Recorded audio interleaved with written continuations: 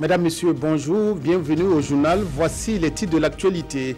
Le processus d'opérationnalisation du transfert de compétences et de ressources aux collectivités territoriales va-t-il enfin décoller? L'inventaire du patrimoine de l'État et des ressources humaines à transférer aux collectivités a été entrepris et le rapport validé à Koudougou. L'élection présidentielle kenyane se déroule aujourd'hui dans un contexte de tension avec le boycott de l'opposant Raila Odinga et la victoire assurée du président Uhuru Kenyatta. Le scrutin se tient en dépit de toutes les batailles juridiques. Mais tout d'abord, audience présidentielle. Le président du Faso s'est entretenu ce matin à Kosiam avec le directeur exécutif de l'ONU-SIDA, Michel Sidibé. La lutte contre le sida au Burkina et en Afrique a été au centre de la discussion, surtout les performances de notre pays en matière de lutte. Performance saluée par M. Sidibé qui souligne toutefois que la vigilance doit être toujours de mise. Reportage Kosun Koulibaly, Bouma Ernest Nebié. Le directeur exécutif de l'ONU-SIDA, Michel Sidibé, échange avec le président du Faso sur des questions de santé, notamment la lutte contre le sida. Et en la matière, il félicite le Burkina pour ses meilleures performances dans la lutte contre ce fléau. La lutte contre le sida. Le Burkina a fait énormément de progrès. Nous voyons une baisse des nouvelles infections, une baisse bien sûr de la mortalité, mais particulièrement on pense que le Burkina peut éliminer la transmission de la mère à l'enfant. L'année dernière, on n'a eu que 1000 cas d'enfants nés avec le sida, c'est-à-dire moins de 3 enfants qui sont nés par jour avec le sida, et on voudrait que le président de la République et la première dame s'engagent pour porter cette question si importante, pour qu'on ait une génération nouvelle sans sida au Burkina. Le président a bien sûr clairement mentionné le fait qu'on est dans une situation pas facile au niveau de la sous-région, au niveau sécuritaire, mais son engagement sera présent. Il fera tout ce qu'il pourra pour faire en sorte que cette élimination de la transmission de la mère à l'enfant devienne une réalité. Au président Kaboré, Michel Sidibé réaffirme le soutien de son institution au Burkina dans sa lutte contre le sida. L'épouse du président du Faso s'est déjà engagée dans une autre lutte. La 6e édition de la semaine du ruban rose se tient dans le sud-ouest. Plusieurs activités consacrées à la lutte contre le cancer du sein seront amenées afin de sensibiliser les populations sur cette maladie qui touche de nombreuses femmes à travers le monde. Le lancement des activités a eu lieu hier à Gawa par la présidente de la fondation Kimi Sika Kaboré. Reportage Oumerou Sagnon et Aboubakar Traoré. Un sein enflé et un autre complètement détruit, ce sont là quelques signes horribles des cancers du sein. Selon les spécialistes, environ 5000 nouveaux cas de cancer du sein sont détectés chaque année au Burkina. Et pour éradiquer ces mâles, chaque année depuis 6 ans, la Fondation Kimi organise la semaine du ruban rose. La semaine du ruban rose constitue une opportunité pour sensibiliser les femmes sur la nécessité du dépistage précoce des cancers du sein, susciter une prise de conscience individuelle et collective sur l'ampleur du phénomène et faire un plaidoyer auprès de nos plus hautes autorités pour obtenir à très brève échéance la mise en place de structures de soins et de prise en charge de ces affections. La méthode préventive étant la plus efficace pour venir à bout des cancers du sein, une équipe de spécialistes a été mise à la disposition des femmes du Sud-Ouest pour des consultations gratuites et l'apprentissage de l'autopalpation du sein. À cela, il faut ajouter des projections de films et des émissions radiophoniques sur les cancers du sein. Les autorités régionales invitent les femmes à participer massivement à ces différentes activités. Principal bénéficiaire de cet important accompagnement, je vous invite à la mobilisation forte et à l'engagement ferme pour faire de cette édition de la semaine du ruban rose une réussite totale en participant massivement aux activités qui se mèneront à cette occasion. La 6e édition de la semaine du ruban rose prend fin ce 28 octobre à Gawa avec les lancers du ballon rose. Santé toujours et encore, à l'occasion de la cérémonie officielle d'ouverture de la 15e édition de la Journée africaine de la médecine traditionnelle et de la 2e édition de la Semaine des savoirs médicaux traditionnels au Burkina Faso, placée sous le très haut patronage de son Excellence, Monsieur le Président du Faso, Président du Conseil des ministres, la Direction générale du protocole d'État, convie les personnalités invitées demain vendredi à partir de 8h au Musée national de Ouagadougou. La limite d'arrivée au lieu de la cérémonie est fixée à 9h30. Autre communiqué du protocole. À l'occasion de la cérémonie officielle d'ouverture de la 4e foire internationale multisectorielle de Ouagadougou, FIMO, et du forum sur les emballages, placé sous la présidence de son Excellence, Monsieur le Premier ministre, chef du gouvernement, la Direction générale du protocole d'État convie les personnalités invitées au parc des expositions du CIAO demain vendredi 27 octobre à partir de 14h30. L'heure limite d'arrivée est fixée à 15h. C'était donc des communiqués signés par le directeur général du protocole d'État, l'ambassadeur Raymond Balima. Le transfert du patrimoine de l'État et des ressources humaines aux collectivités territoriales est sur de bons rails. À Koudougou, une rencontre a permis de valider le rapport qui fera l'inventaire de ces ressources. C'est un pas de plus fait dans le processus d'opérationnalisation du transfert de compétences de ressources de l'État aux collectivités territoriales. Salifou Belem, Yolande Lompo. Aucun arrêté n'a été pris jusqu'à présent dans le cadre de la dévolution du patrimoine. Si bien qu'à l'heure actuelle, aucune collectivité territoriale ne connaît réellement le contenu de son patrimoine par domaine de compétences transférées. Avec l'appui de ses partenaires techniques et financiers et des 12 ministères concernés par ce transfert, le ministère de l'Administration territoriale et de la décentralisation vient de faire un inventaire du patrimoine à transférer aux collectivités territoriales. La présente rencontre vise à valider ce rapport provisoire avant sa mise à la disposition au président des conseils des collectivités. Nous avons essayé, avec le transfert des compétences qui a été fait, de faire un inventaire du patrimoine qui doit accompagner donc toutes les compétences qui ont été transférées, afin que chaque collectivité sache combien de puits, combien de forages, combien d'écoles sont désormais sous sa coupe. Ça permettra aussi aux ministères qui ont transféré ces compétences de faire un transfert conséquent des ressources financières. Et ça permettra aussi à ces collectivités-là de se sentir plus responsables. Constitué pour la plupart de marchés, de musées, de stades, de salles de ciné ou de spectacles, l'inventaire de ce patrimoine a été réalisé selon une enquête participative.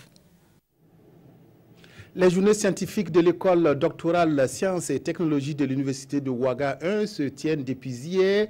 Cette première édition planche autour du thème Sciences, Technologies et Innovation pour un développement durable dans un contexte de changement climatique global. Les journées permettront aux décideurs politiques, chercheurs, ONG et autres universitaires de mener la réflexion. Adama Guiti, Vincent Tiendrebego. Réunis à l'occasion des journées scientifiques, enseignants-chercheurs, doctorants, décideurs politiques et partenaires financiers vont pendant 4 jours échanger sur le thème « Sciences, technologie et innovation pour un développement durable » dans un contexte de changement climatique global. Ces journées, premières du genre dans cette école, abordent un sujet qui est d'actualité. Aujourd'hui,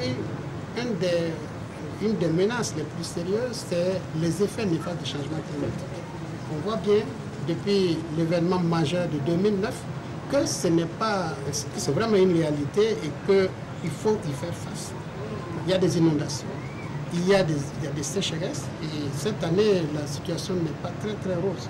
Organisé par l'école doctorale en sciences et technologies de l'université Joseph Kizerbo de Ouagadougou, cet événement donne plus de visibilité aux travaux des chercheurs. Une occasion pour eux d'interpeller les autorités sur les difficultés qu'ils rencontrent. Nous interpellons nos autorités à nous aider à acquérir des infrastructures, doter notamment les laboratoires équipés en la matière, obtenir également des personnes ressources compétentes, mais aussi des financements pour la recherche.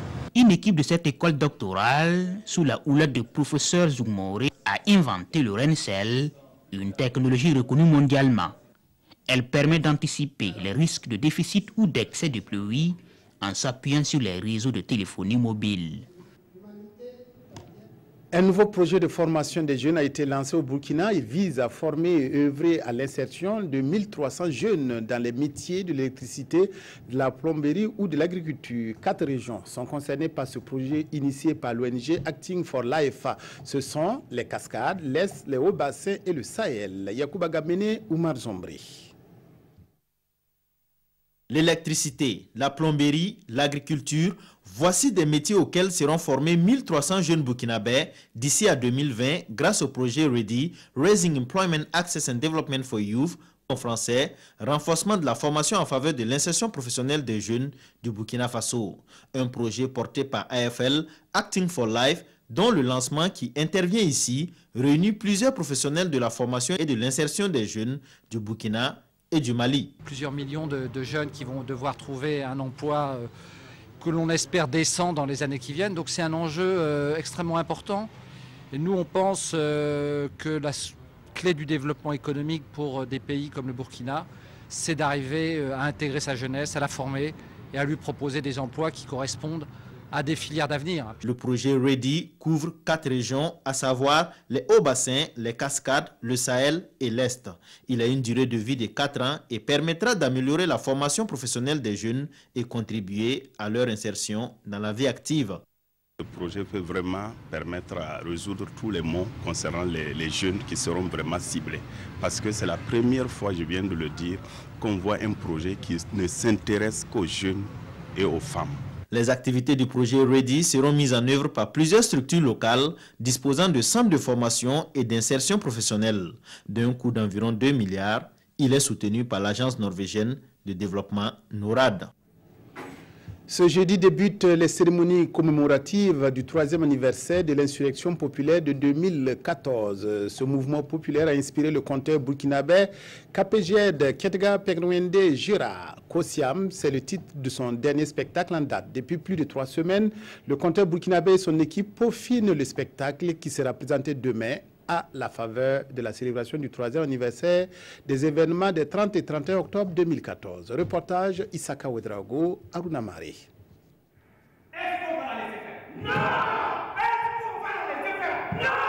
Au Centre de développement chorégraphique CDC La Termitière, ces artistes travaillent sur leur spectacle en toute discrétion.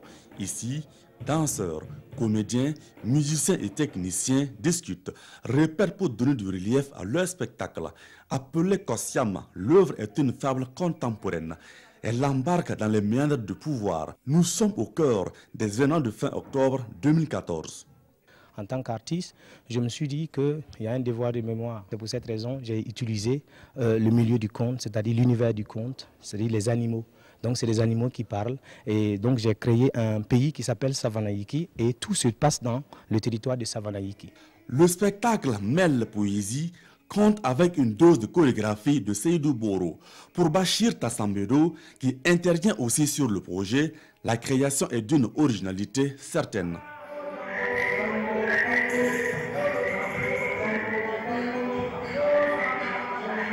L'histoire, c'est de vraiment représenter de façon artistique la foule du jour de l'insurrection. On a ciblé des moments dans le spectacle pour intervenir.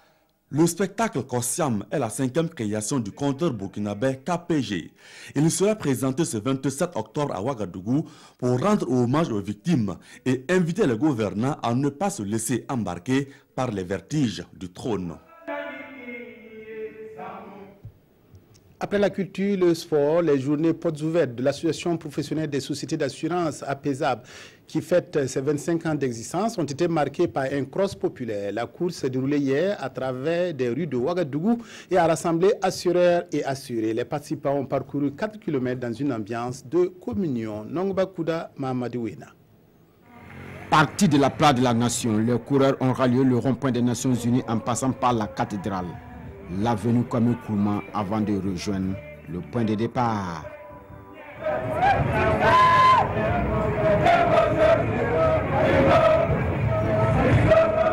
Assureurs et assurés ont sillonné les artères de la ville de Ouagadougou sur un parcours de 4 km. objectif, concilier sport et santé.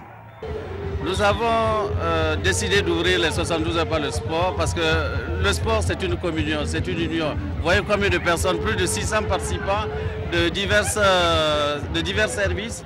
Donc c'est montrer qu'au niveau de l'assurance aussi, il y a une communauté de personnes qui travaillent ensemble. Donc c'est permettre quand même de bien démarrer avec un pied ferme, hein, parce que ça nous permet de nous dégraisser un peu pour la suite de la semaine. Vu que le sport, voilà, ça participe beaucoup à améliorer la santé, en tout cas moi j'ai un sentiment de fierté. Ce cross est organisé à l'occasion des 25 ans de l'association professionnelle des sociétés d'assurance APSAB. Une séance d'aérobic a mis fin à cette manifestation sportive inscrite dans les activités des 72 heures de l'assureur burkinabé. C'est aujourd'hui que les 20 millions d'électeurs kenyans sont appelés à élire le président après le scrutin annulé d'août dernier. Après une campagne sous forte tension, Raila Odinga de l'opposition a appelé au boycott du scrutin. Dans certains de ses fiefs, les bureaux de vote n'ont même pas ouvert ce matin. Uhuru Kenyatta, déclaré vainqueur lors de la dernière présidentielle, est quasiment sûr d'être réélu. C'est le jour J au Kenya. Près de 20 millions d'électeurs sont appelés à choisir leur président pour la deuxième fois cette année. Le premier scrutin en août a été invalidé pour des irrégularités par la Cour suprême, une première en Afrique. Après une campagne sous forte tension, l'opposition appelle au boycott. Dans certains de ces fiefs, les bureaux de vote n'ont même pas ouvert. L'abstention est l'une des principales inconnues. Uhuru Kenyatta, déclaré vainqueur en août dernier, est quasiment sûr d'être réélu. Le président sortant appelle les Kenyans à voter et à respecter les droits de ceux qui s'abstiendront. Il est opposé à 6 candidats mineurs, plus Raila Odinga, son principal rival, déjà 3 fois battu à la présidentielle. Mais si le nom d'Odinga figure bien sur les bulletins de vote, ce dernier demande aux électeurs de rester chez eux. L'opposition estime que les conditions d'une élection transparente ne sont pas réunies. Ces dernières semaines, plusieurs dizaines de personnes ont été tuées dans des manifestations. La réélection d'Uhuru Kenyatta, avec un fort taux d'abstention à la tête de la première puissance d'Afrique de l'Est, devrait être contestée devant la justice. Les journaux burkinabés ont aussi les yeux tournés vers le Kenya, mais d'autres sujets plus nationaux sont commentés par mes confrères. La revue de presse des quotidiens avec Vincent Tiendrebego. Tribunal militaire, le général Gilbert Diendéré à la barre ce jeudi, c'est ce que souligne l'observateur Palga sur cette audience de confirmation de charges. En effet, tous les 107 accusés sont appelés à passer individuellement devant le tribunal, suivant un ordre établi.